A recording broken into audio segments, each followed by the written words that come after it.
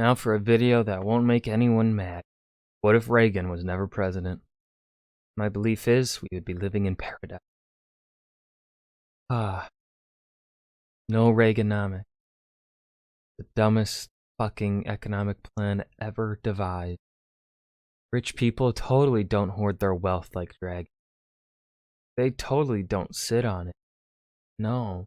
They totally will pass their wealth down to their workers. Bezos totally won't.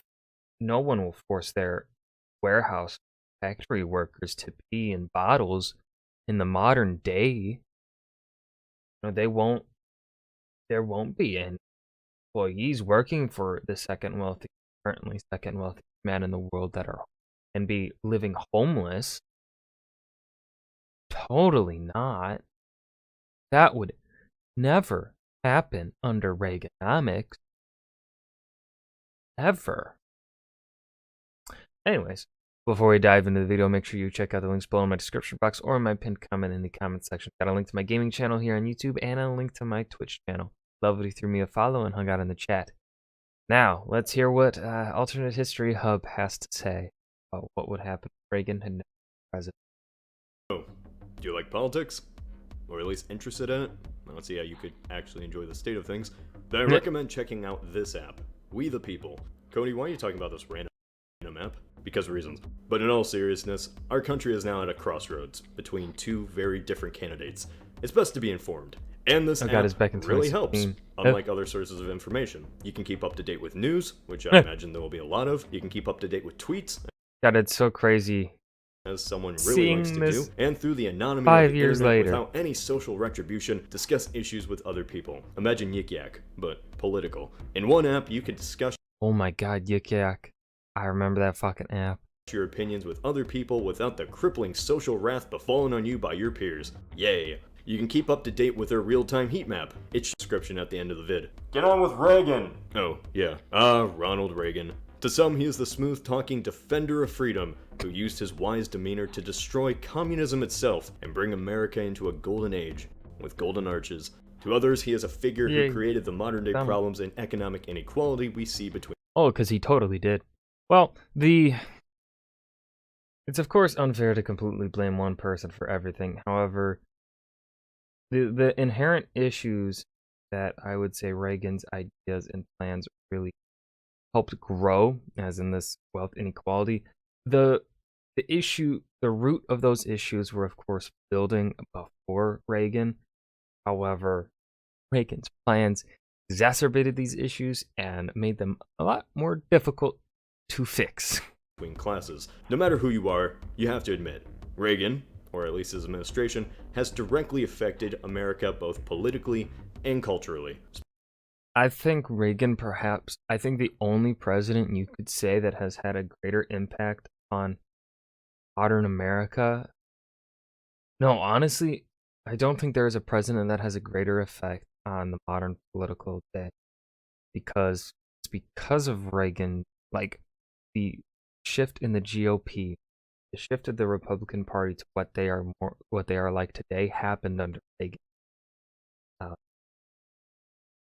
Because they kind of also saw that, hey, we're not going to win elections the way we've been playing it so far. So like, all right, Reagan come in, started shifting their agenda, how they wanted to handle things. It's worked for them. So it has had a negative impact in my opinion. Because it's very hostile. I can't remember the name of, I believe he was a senator. But his idea was pretty much be aggressive and use derogatory phrasing in order to get more buzz, get talked about more. And it's worked. This happened in, I think, the 80s, so around Reagan. But yeah, it's between Reagan and FDR. FDR set up a bunch of the establishments that still exist today, Social Security. However, I think Reagan is the president that has really represents is the most impactful on modern American culture and political system. Spurring the ideas we constantly constantly debate about. So, what if you just took him out of history? Things What if would be so Ronald much Reagan better. never became president of the United States? Say he lost the election to Carter, bear with me, lost to another Republican candidate, or just never ran in the first place. How Yeah. would So the problem, Carter got really unlucky. I think if he, he just the timing of what was going on during his presidency just fucked him. He just got so unlucky.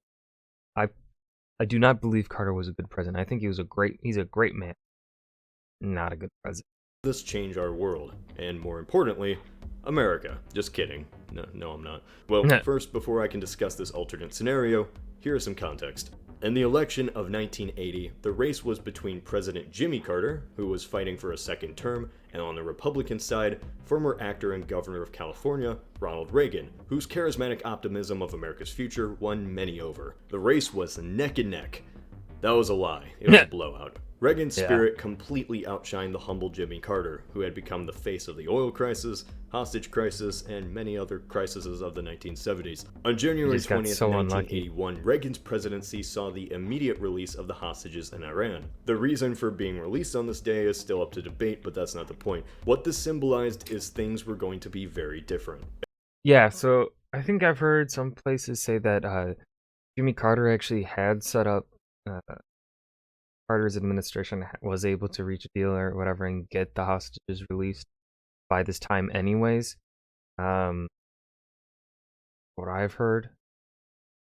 But I've also heard people say like people on Reagan's side like purposefully did things to like try and slow down the process of getting the hostages released or something.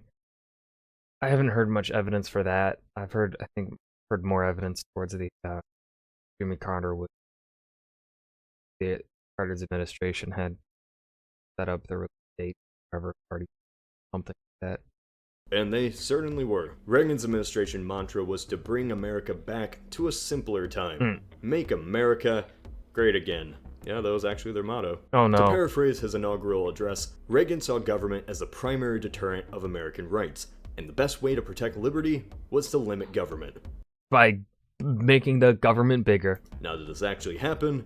No. Reagan's administration never actually shrunk the government down as a whole, but instead, as with any other administration since FDR, just rearranged priorities for areas of the government for spending. Tax cuts were implemented in 1981, deregulation was across the board for companies, and military spending was boosted by unprecedented amounts. The Reagan administration's policies bolstered on an idea that America not only was losing its identity from increased government involvement, but also its cultural and religious identity as well. But the main thing Reagan promoted was a new rebirth for American capitalism. Keep in mind he was elected in the 70s, which weren't too famous for their economic prosperity, so people wanted change. He spread an idea known as Reaganomics. Reaganomics is extremely complex, too much for a couple-minute video, but what it did was drastically cut taxes for the American public, especially for the rich, and deregulated large portions of the economy for businesses. Today, this idea is still how a large portion of the economy is run, and is extremely controversial, so I'm just going to kick that can down the road. No, Reaganomics sucks or a horrible plan. Doesn't work.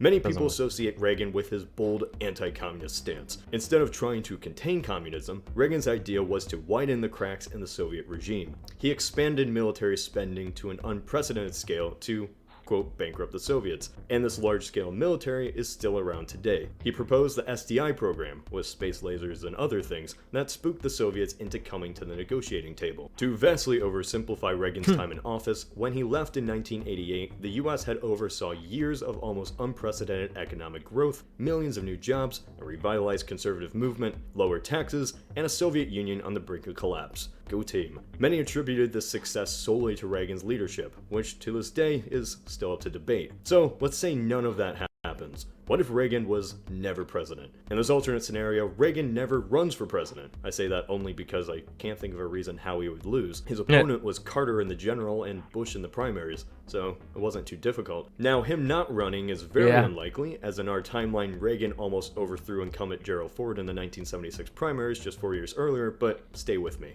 It's 1980. Alternate 1980. Reagan never runs. The election is between President Jimmy Carter, who is under a faulty administration and hasn't had the best reputation, against a Republican candidate, George H.W. Bush. Since Reagan never ran, Bush is the winner of the primaries instead and faces off against Carter in the general. Keep in mind, the memory of the gas crisis and Iran are still deep in the minds of the American public, so Carter really didn't stand a chance against whoever ran against him. In this alternate scenario, George H.W. Bush is elected as president in 1980. Instead of the boasting, domineering spirit of Reagan, the Bush administration is more reserved. Winners don't do drugs.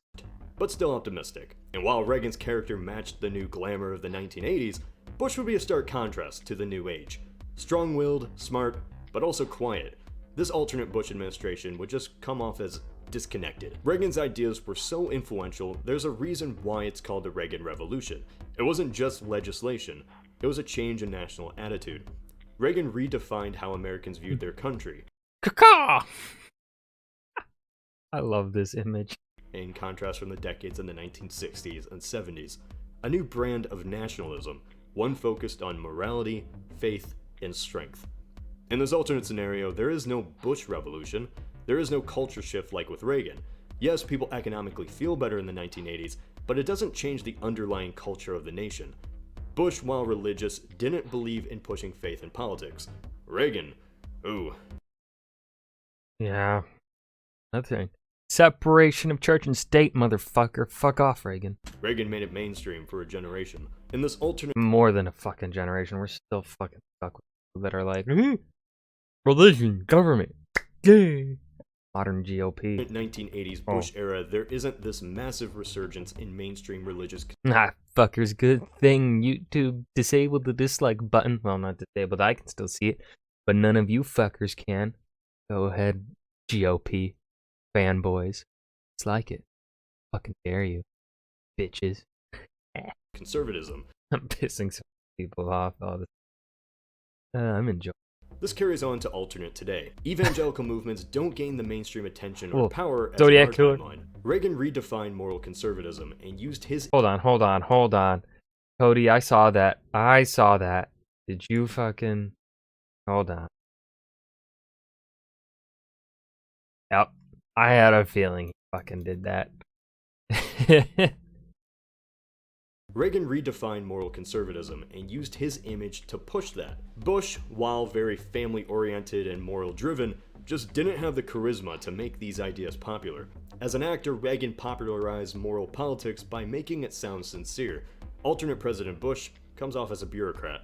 George Bush, for context, served as UN ambassador and director of the CIA, so his realm was foreign politics. He famously cared very little about domestic issues.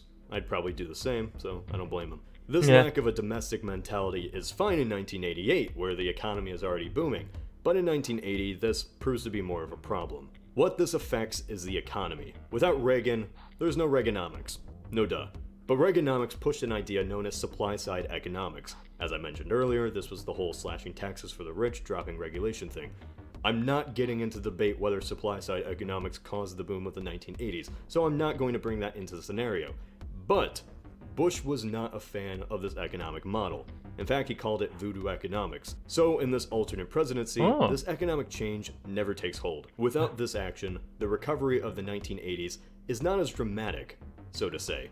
Now, the economy can still recover, there's still a change in how people consume, sell, and buy things. The economy can even flourish under alternate Bush. It just isn't as dramatic. Without this new hope... See, that's what, when I look at economics, that's kind of what I prefer to see when it comes to, when I start seeing booms in economics, that, in history, there's going to be a collapse sometime, right? The boom of the 20s. Collapse of the 30s. Boom of the 50s. Collapse of the 70s. Of course, the boom of the 50s was a bit more stable than that of the boom of the 20s, right? That's why it really didn't feel an effect until the 70s.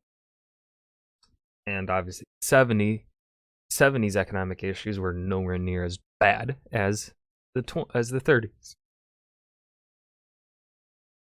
But of course, here, like, this was interesting, though, economic prosperity, because then that prosperity continues into the 90s with the internet. Then it doesn't really crash in 08. That was honestly surprising.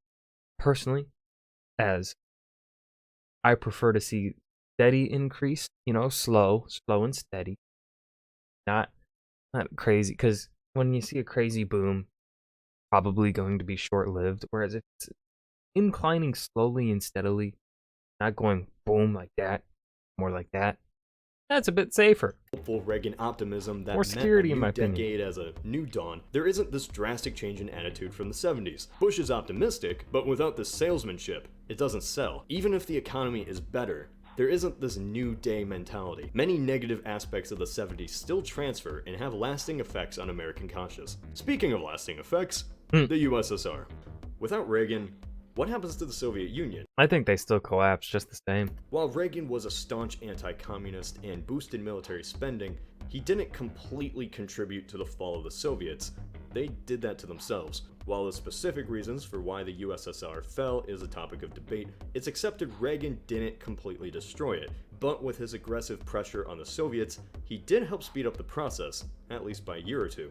Imagine the Soviet system was basically choking, and Reagan put his boot on its neck to kill it faster. So the Soviet Union still falls around the early 90s like it did in our timeline. In this alternate 80s, the United States has a pretty similar policy under President Bush, except less boasting and more within the realms of realism. Bush cranks the freedoms from 10 down to about an 8. The US still supports the Mujahideen, still would fund anti-communist groups across the world, and still invades countries it needs to, so some things never change. It's alternate 1988. President Bush most likely has won a second re-election because while he didn't have the dramatic theatrics of Reagan's New America, he still was a successful president. His administration has seen diplomatic success, similar relation progress with the USSR and thawing of the Cold War, so he leaves a very successful president. The new question, however, is who takes his place? If Bush is a good president, then his successor, a Republican, would have a good chance of winning. In this alternate timeline, let's say Bob Dole becomes president of the US in 1988. Now, this is just a Ooh, I don't know. I would have said what was it? Mondale? Was that his name? In 88? That's who I would say would win. Win that. Whoever the Democrat Bush faced off in 80. Because I think Bush solely won because of success. And then because, Bush even oversaw the collapse of the Soviet Union, but still lost to Clinton 92. Right? Was it 92? Yeah.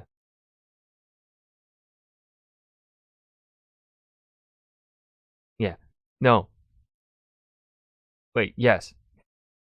It was. I had to do math, and math was fucking me up. Anyways, I don't think Bob Dole would have. I think it would have gone to the Democrat after Bush. Bush could have been successful, but I don't think he would have had that power to carry over successor, right? I don't think his success would have helped his successor much, you know what I'm saying? Because it didn't help. Reagan's success helped Bush win first election, but he lost the re-election despite, the success of Reagan still being fresh in the mind, but Bush also continuing the successes. So, oversaw the collapse of the Soviet Union, as I said, and he still couldn't win a re-election.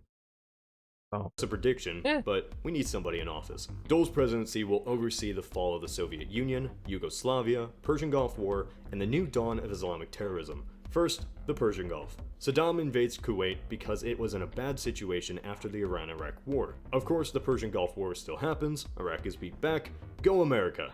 But now Dole must decide whether to take Saddam out or not.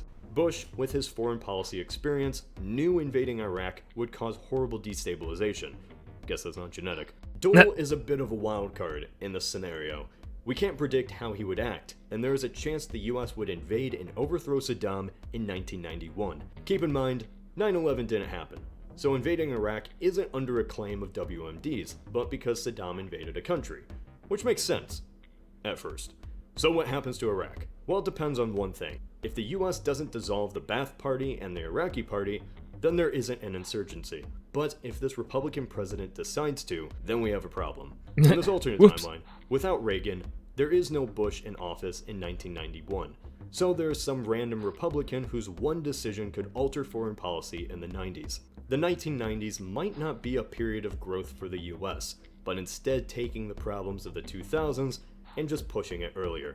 Politics of the Middle East all become central issues for the 1990s, but because of that, it's unlikely 9/11 ever happens. Terrorism doesn't become a sudden enemy, but one the US has already been fighting. This expands to Afghanistan, Somalia, Yemen, etc. If foreign fighters come to Iraq to fight the US, their organizations are targeted across the world. The US internationally is less isolated in this alternate 90s. Yugoslavia still collapses, but the conflicts that follow are connected to US foreign policy. Maybe more immediate action happens to stop the spread of terrorism and extremism. If Bob Dole, or whoever invades Iraq and gets us into a quagmire, they're voted out of office, and most likely Bill Clinton is left to pick up the mess. This is just one random prediction. It could be another Democrat candidate too, so who knows. But what certainly changes is that the 2000s is not a decade defined by 9/11, terrorism, and Iraq. Instead, it is a recovery time, and a new time of hopeful optimism after a war in the Persian Gulf. All this occurs because one man never became president. It changes the order of succession, and in the end affects our national mentality, culture, and very lives. However, this is just one scenario. We never truly know how things would have been had Reagan never been president, but it's fun to theorize. What do you think would have happened had Reagan never been president? Say in the comments. This is Cody of Alternate History Hub. I'm sure the comments are totally not hostile. Totally. Well, that was Cody's thoughts on what if Reagan was never president. Let me know what you guys think down below in the comments. Let me hear your idea, your thoughts, your prediction of what the world would have been like. Hope you guys enjoyed. Remember to hit that like button and subscribe for more, and I will see you guys in the next video. Peace.